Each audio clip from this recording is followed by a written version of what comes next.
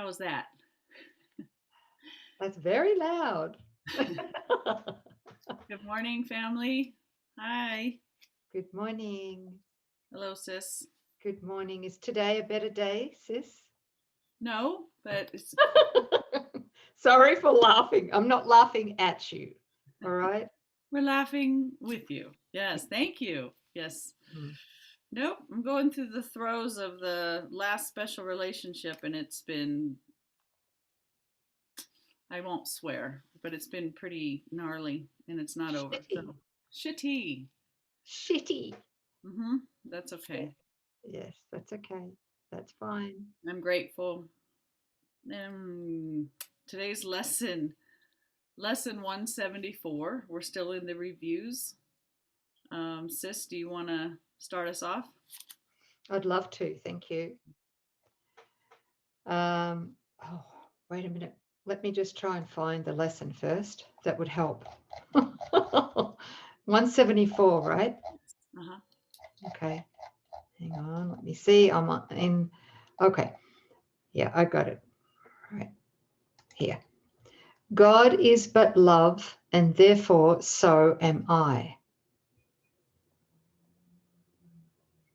Okay. I need to repeat this. God is but love, and therefore so am I. So we're going to review lesson 157 next, which is into his presence would I enter now.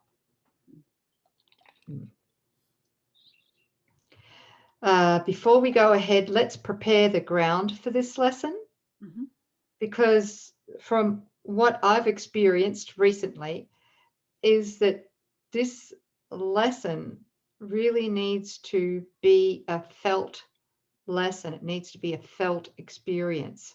Even if it's only for a split second that we have that felt experience, that's all he needs, is for us to enter into that holy instant without any defenses, without any ego defenses. In that holy instant, that's all it takes for the miracle to occur.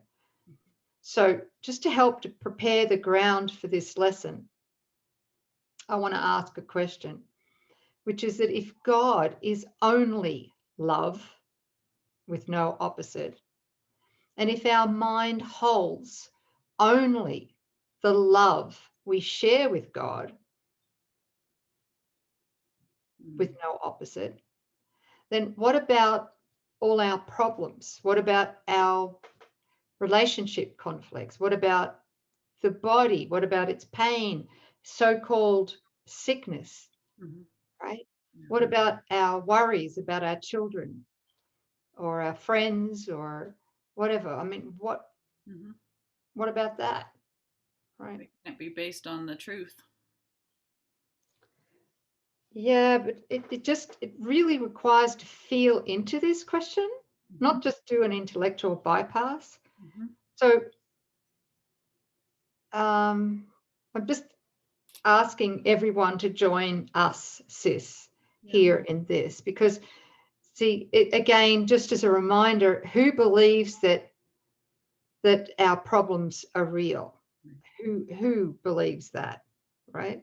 Yeah. So it's the mythical me, the mistaken identity. Yeah.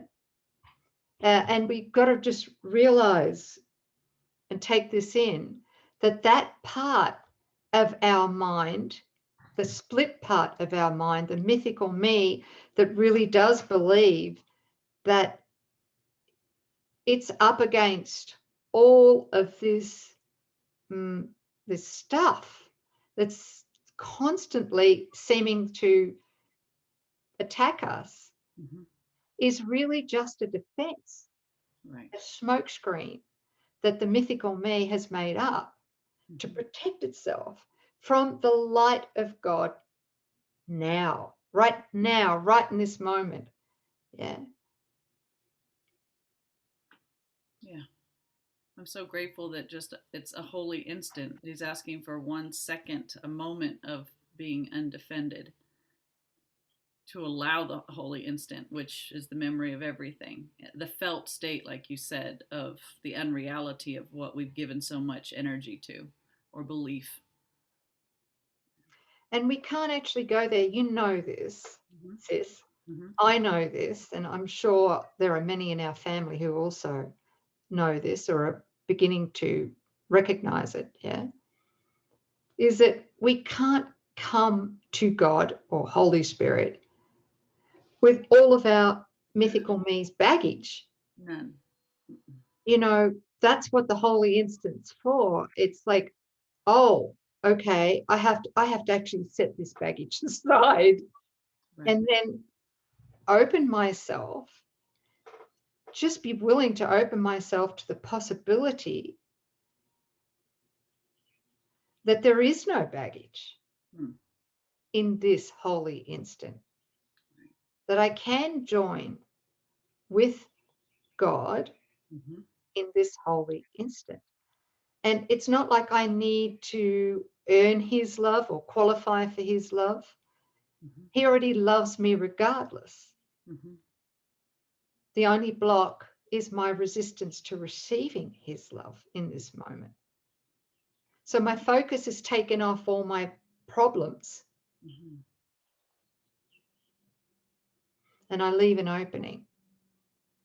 Which is a fearless state, because if we have, like you said, if we want to bring our baggage with us, if we have any thoughts of fear, fear and love cannot coexist in the same mind. It's one or the other. One completely eradicates the other from our awareness. So it's in a place of willing to drop our fears and the stories associated with those fears. Yes. Be open to allow the love that we are. It's not coming to us. It's the memory arising in our awareness that we already are that love. Yeah, because when he says here, into his presence I would enter now.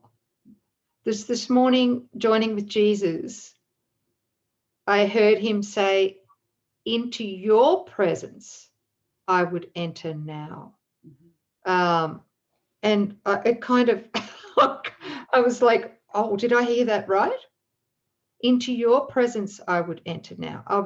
The false humility came up and went, no, you can't say that to me. Jesus can't say that to me. And it was just an interesting moment where I stopped myself and went, okay, I give me the full enchilada. What are you saying? Give me the felt state of that. Jesus, you're saying, into your presence I would enter now. Yes. Okay, what do you mean? I'm going to lay this false humility down. What do you mean? Okay. And what he showed me was that if I was willing to enter into the grace-filled state of my holy self that I share with Jesus and all of this beautiful family here, I do enter the presence of God. They're one and the same.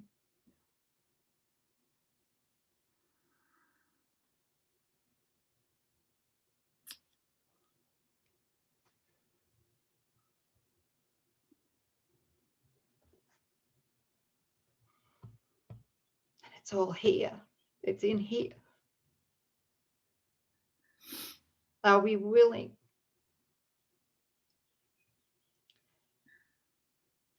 You know, this is the altar to God. This here, not mythical me. This here is the altar to God. And to reach it, we must be willing to leave our shoes at the door when we enter. Which means none of Nouk, when he said, into your presence I would enter. It's the presence of the Christ that we are. That's not a felt state until there's no mythical me. That's it.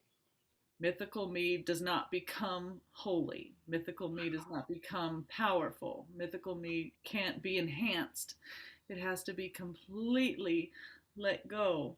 And I'm realizing that through our joinings with all of you, this desire to enter in has just become so strong, and that the last holdouts, the mind attacks seem so strong just because fear is the only thing that the mythical me is holding on to before it's no longer. It has to interject fear in some way, and it's always going to go to the ego's go-to, which is what I'm facing right now. It's like the jugular of the ego thought system, and it'll use it to shake your cage, so that you'll maintain that little fear, so you don't go to that state that Nouk just beautifully transmitted to all of us. That's really what we're terrified. It's not about the story. It's about just dropping all the false humility and stepping into the fact that we are holy. That's it. One instant. Thank you, sis, for joining me, joining us there. Thank you. I felt that so strongly. Well, your body disappeared, sis. I was looking into your eye, and all of a sudden it was just like I just saw light, and I just was. Thank you. Thank you. Thank you for that wonderful healing, sis. Thank you. This is, and we'll get into this in the next lesson or two, but this is the receiving that's required in order to give. This is it. And the ego can't stand to receive this holy instant of love, my God. And yet all healing, not just for ourselves, but for everyone, is in that. Right. And we're so afraid of it until we experience each other in this way. We just dodge it. We hide from it. We hide behind our masks. Oh, we do. We know damn well why we're hiding, but then it's like, that's the ego, terrified of what happens in our joinings. And every day we come together like this, and there's just this, I want this. This is real. This is all I want. When I go back to the world, it's just so shallow. It holds nothing that I want. But we come here and we do this, and it's like, this is what I want, And your desire is all powerful. Like in this world, our desire is what we experience. The power of our mind, meaning, what we desire is, it's what we experience. And so is when we desire to let go of the separation. Oh man, that's the greatest gift of all. There's just nothing else that you want. Yeah, there's a massive, what would you call, a massive pseudo wall that the ego places up as well, which is, it feels that when we share our emotional vulnerability together like this, especially in public, what the hell is the word public? It's the ego's idea of separation. There is no public. Right. But see, that's that wall. It says, I will not take this wall down, and show my emotional vulnerability. Right. And yet that's where the liberation is.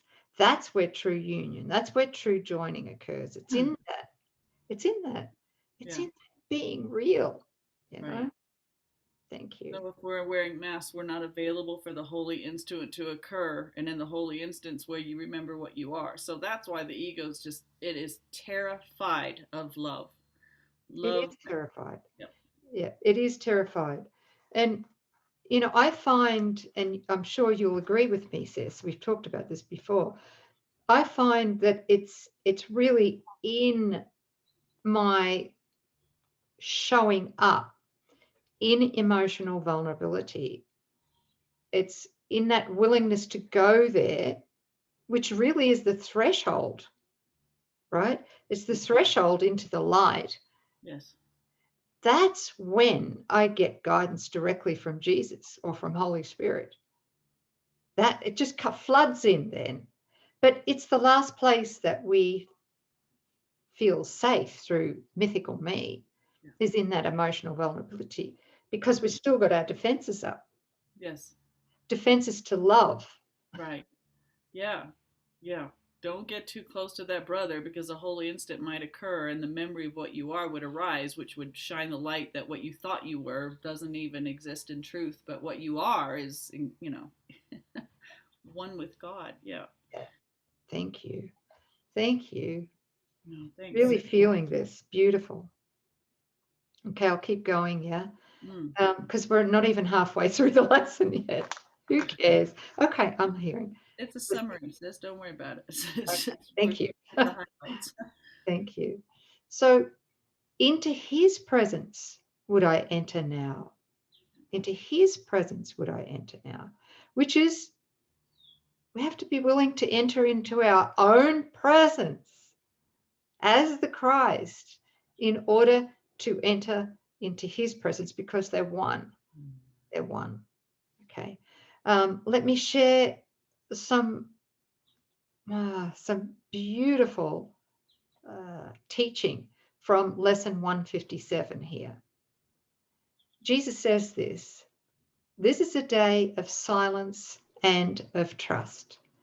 This day is holy, for it ushers in a new experience, a different kind of feeling and awareness. You have spent long days and nights in celebrating death. Today, you learn to feel the joy of life. Mm. Today, it will be given you to feel a touch of heaven, though you will return to paths of learning. Yet you have come far enough along the way to alter time sufficiently to rise above its laws and walk into eternity a while. This is this holy instant, which can go as long as we want, right? Right. He will direct your practicing today, for what you ask for now is what he wills. Do you know how powerful that is? What you ask for now is what he wills. You see, there are not two different wills. There's not me and God, Right. me and Holy Spirit. There's just one will, and that is the love of God we are, the will of God we are. And remember, ultimately, forever, God wills our perfect happiness. So why would we will apart from our perfect happiness? Crazy stuff, right? Mhm. So for what you ask for now is what he wills. And having joined your will with his this day, what you are asking must be given you. Oh, underlined. I've got it underlined here. Me too. Yes. Okay. Into his presence would I enter now. Can you feel that? Yeah. Like really, really feel it. From this day forth, your ministry takes on a genuine devotion and a glow that travels from your fingertips to those you touch and blesses those you look upon. A vision reaches everyone you meet, and everyone you think of or who thinks of you. For your experience today will so transform your mind that it becomes the touchstone for the holy thoughts of God. In other words, it becomes a touchstone for all our brothers and sisters. It's huge. Your body will be sanctified today. Breathe that in. Your body will be sanctified today. Its only purpose being now to bring the vision of what you experience this day to light the world. That's it. Into Christ's presence, we will enter now, serenely unaware of everything except his shining face and perfect love. The vision of his face will stay with you today. Wow. Thank you. Thank you, sis. And the second part of this lesson is today I learn to give as I receive. God is but love, and therefore so am I. So today I learn to give as I receive. I've got a little note here. Mm-hmm. As we open to receive the love we are, which is what we just were talking about before, we begin to recognize our own holiness, our own innocence. This is the light we learn to give through forgiveness. Yes. That's the light. That's it. We learn to give that, right? Yeah, that's Christ vision. That is Christ vision. Thank you, sis. That's it. Yeah. He said, when he asks what has been given you, we've all been given the knowledge that we are mind. Right. In the mind of God, purely mind, sinless, forever, holy, and afraid, because created out of love. And then he's talking about the teacher does not give experience. The teacher of God does not give experience because he did not learn it. It revealed itself to him at its appointed time. So we can't create this experience, but vision is his gift. This he can give directly, for Christ's knowledge is not lost because he has a vision he can give to anyone who asks. And then dropping down, there is a vision which the Holy Spirit sees because the mind of Christ beholds it too. Our concern is with Christ's vision. This we can attain. Christ's vision has one law. It does not look upon a body and mistake it for the Son whom God created. It beholds a light beyond the body, an idea beyond what can be touched, a purity undimmed by errors, pitiful mistakes, and fearful thoughts of guilt from dreams of sin. It sees no separation, and it looks on everyone, on every circumstance, all happenings, and all events without the slightest fading of the light it sees. And finally, and this you give today. See no one as a body. Greet him as the Son of God he is, acknowledging that he is one with you in holiness. That's what we give as we receive. Beautiful. Yeah, I was so tempted, to be seeing myself as I am not, and to join with sis and to have, to see that she's not moved in anything that's being shared, but her, the agreement in the holy relationship, the gift is Christ's vision, to look beyond one's turmoil in the story and to just see the light beyond and to speak to that and to witness to that, to call that forward, to reaffirm that in a brother or sister who seems to be out of alignment, right? We receive it for ourselves, we see it, and the light in our mind is joining with the light in somebody else's mind, that they are pure mind, one with me in holiness. They're not the body, they're not the story, they're not mythical me. And out of love for the Father and the Son, that's what I relate to, the light. Thank you, sis, because when we see somebody as a body, when we are seduced by the illusion of that in whatever form it may take, communication is actually broken. That's right. Which means that instead of light, there's darkness there. Yeah. We've broken the communication of light. We've blocked it. Yeah. It's attack, right? Seeing somebody as a body and not the light that they are, bolstering and bearing witness to how our brother could never be, that's attack. That's seeing them as separate and guilty and sinful. Because why? Because we want to see ourselves as separate and guilty. The mythical me still holds some value for us. So that's what we waffle between. but no judgment here. Just to Because, as you know, when we begin this, there's tremendous self-judgment. When we see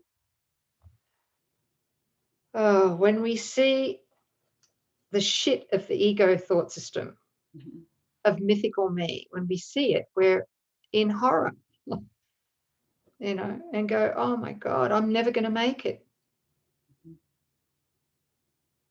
I've got to be the most sinful person in the universe. Yeah, well, that's the ego again. Yeah. It's about accepting the atonement. That's when the light is unobstructed as we accept the atonement. In that moment, go, well, I must have been mistaken. Yeah, and a mistake can be corrected, whereas if we really, our condemnation, the self-judgment, keeps it real in our mind, why would we be judging it unless we thought what we did was real and had some effect? So the judgment keeps it real and beyond the help of Holy Spirit because it's sin. But look at what he's saying in this lesson about today I learned to give as I receive. We were just talking about see nobody as a body, see the light beyond, right? And see and bear witness to that. And then listen to this. Thus are his sins, like your brother's believing that he's separate. He believes the turmoil in his story. But when you are willing, because of love, to overlook and go straight to the light beyond the body, the result is, thus are his sins forgiven him, for Christ has vision, which has power to overlook them all. In his, Christ's forgiveness, the sins are gone. Unseen by one, capital O, Christ, they merely disappear because a vision of the holiness which lies beyond them comes to take their place. And this is so comforting. Well, we're trying to judge ourselves and it's so big and I'll never get it. He says, it matters not what form they took, nor how enormous they appeared to be, nor who seemed to be hurt by them. They are no more, and all effects they seem to have are gone with them, undone, and never to be done. This is what the power in the mind of Christ that we have to offer to another brother, to undo his belief in sin and separation and all the effects. Why would we not extend that to a brother? I mean, this is what we do when we forgive and we just overlook to the truth. What freedom. Yeah. Yeah. Beautiful, sis. Thank you. I'm Thank just really you for feeling sharing it that. for myself. Yeah. Thank you. Feel better now? Yeah. It's feeling guilty about, being used by ego and hurting a brother. And it's like, here, it matters not what form it took or how enormous it appeared to be, nor who seemed to be hurt by them. They are no more, and all the effects. So you really can't truly hurt anyone, and what you thought you did wasn't done, and any effects that seem to have extended from them are undone, never to be done. They were never done. In the forgiveness and the recognition that separation has not occurred. Yeah, just working it through. I'm grateful. I'm grateful too. Yeah. Yeah. Thank you, sis. Thank you. Thanks for joining me and all of us together. Thanks. To do this together, because in the quantum or the holographic healing waves that are occurring from these joinings are beyond my imagination. Oh gosh, yes. Yeah. Yeah, I think we've both had glimpses. I know brothers had glimpses of how the ripple effects from these joinings with all of you, how much it's going to heal or is already healing. It's healing me, and I'm not alone. So, thanks everybody. Yeah, thank you. Thank We'll you, see you sis. next We time, will guys. see you in the morning. Yes, see you in the morning. Okay.